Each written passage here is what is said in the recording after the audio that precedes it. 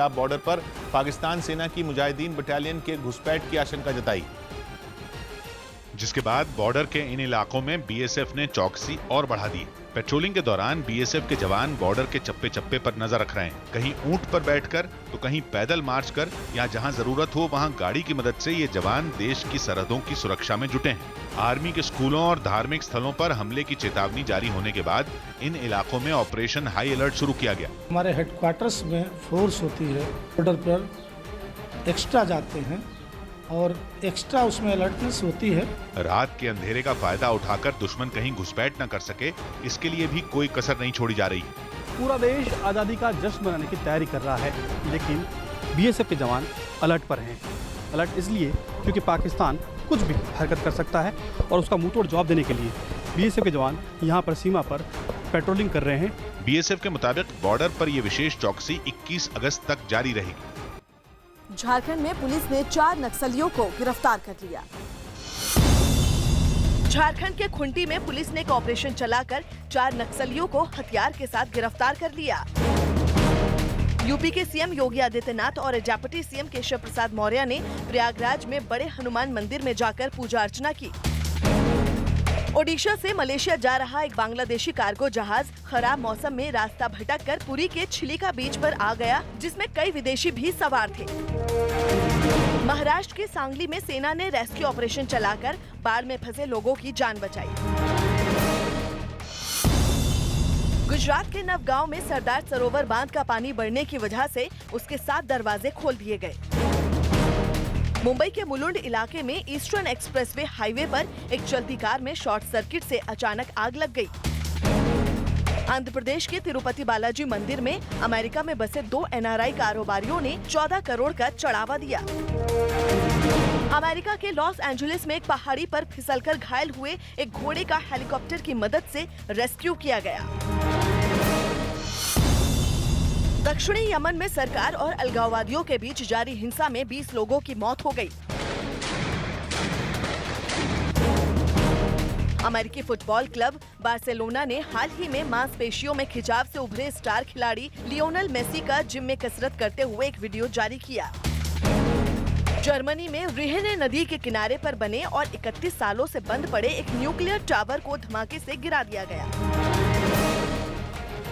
केरल में हो रही जबरदस्त बारिश के बीच बाढ़ ने एक बार फिर तबाही मचानी शुरू की। सबसे खराब हालात तो वायनाड में दिखे, जहां लगातार हो रही भारी बारिश की वजह से एक मकान भरभराकर ढह गया। पहले मकान का एक हिस्सा थोड़ा दरका हुआ दिखा, इसके बाद मकान का एक छोटा हिस्सा ढहा और फिर देखते ही देखते पूरा मकान भरभराकर गिर गया।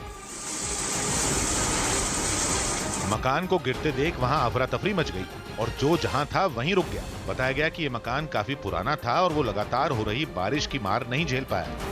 लगातार बारिश और बाढ़ की वजह से वायनाड में हालात लगातार बदतर होते जा रहे हैं। वहां सैलाब तो सितम ढा ही रहा है, जगह जगह पहाड़ खिसकने की वजह से भी लोग दहशत में दिखे, क्योंकि पहाड़ से बहकर आने वाला मलबा सैलाब से भी ज्यादा तबाही मचा रहा है। एक जगह तो पहाड़ों से खिसककर आने वाली मिट्टी सैलाब की तरह सड़क पर बहती दिखी। कीचड़ की इस नदी ने लोगों की गाड़ियों और मकानों को तबाह कर दिया। मलबे में फंसे 50 से ज्यादा लोगों को एनडीआरएफ और सेना की मदद से निकालकर सुरक्षित जगहों तक पहुंचाया गया। हालात को देखते हुए वायनाड से सांसद राहुल गांधी ने पीएम से केरल की मदद की अपील की। Call the Prime Minister and mention to him also that Wayanad is, so my constituency is in need of assistance.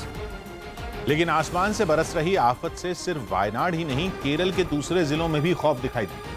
Idukki में भारी बारिश के बाद बांध के गेट खोलने पड़े और वहां से निकलने वाला पानी सैलाब की तरह रास्ते में आने वाली हर चीज को तबाह करने को बेताब दिखा। नदी की लहरें उस पर बने एक पुल से पूरी ताकत के साथ टकराने लगी। लहरों का पानी पुल से भी कई फीट ऊपर उछलने लगा। ऐसा लगा जैसे सैलाब इस पुल को कुछ ही देर में बहा ले जाएगा। नदी का ये रूप देखकर लोग दहशत में आ गए। एक जगह तो नदी का पानी सड़क पर इस तरह बहने लगा कि नदी और सड़क में अंतर करना ही मुश्किल हो गया। वहां आसमान से बरस रही आफत के साथ बांध से छोड़े गए पानी ने हालात डरावने बना दिए। हालात ऐसे हो गए कि हर तरफ सिर्फ और सिर्फ पानी ही पानी नजर आने लगा। सैकड़ों लोग बाढ़ में फंस गए, जिसके बाद सेना और एनडीआरएफ की टीमों ने इन लोगों को निकालने का काम तेज किया। कई लोगों को नाव की मदद से सुरक्षित जगहों तक लाया गया, जबकि पानी में डूबे एक मकान में फंसे लोगों को रस्सी की मदद से निकालना पड़ा। केरल में बाढ़ के हालात को देखते हुए वहां एनडीआरएफ की कई टीमों को तैनात किया गया। 10 टीमें हमारी तमिलनाडु में जो बटालियन है वहाँ से केरल के लिए जा रही हैं, जो कि स्टेट का डिमांड था और पूरे डिमांड को पूरा कर दिया गया है। क्योंकि राज्य के ज्यादातर जिले बाढ़ की चपेट में आ चुके हैं, मौसम विभाग ने कन्नूर समेत 9 जिलों में भारी बारिश का अनुमान जताया, जिसका असर भी दिखाई देने लगा। कन्नूर में बारिश के बाद आसपास की नदियां उफान पर आ गईं और उनका पानी पूरे शहर में घुस गया। बाढ़ का पानी सड़कों पर सैलाब की तरह बहने लगा। वहां बड़ी तादाद में लोग पानी में फंस गए, जिनको नावों की मदद से निकालने का काम शुरू किया गया। कई लोग अपनी गाय भैंसों के साथ सुरक्षित जगहों की तरफ जाते दिखे। The water level in Kannur will increase because the rivers, many of those rivers have their tributaries coming from Wayanad. People now somehow trying to rescue their livestock. वहाँ नदियों का बहाव किसी पहाड़ी नदी को भी मात देता दिखा। एक जगह नदी का पानी किनारे बने एक मकान तक पहुँचता दिखा।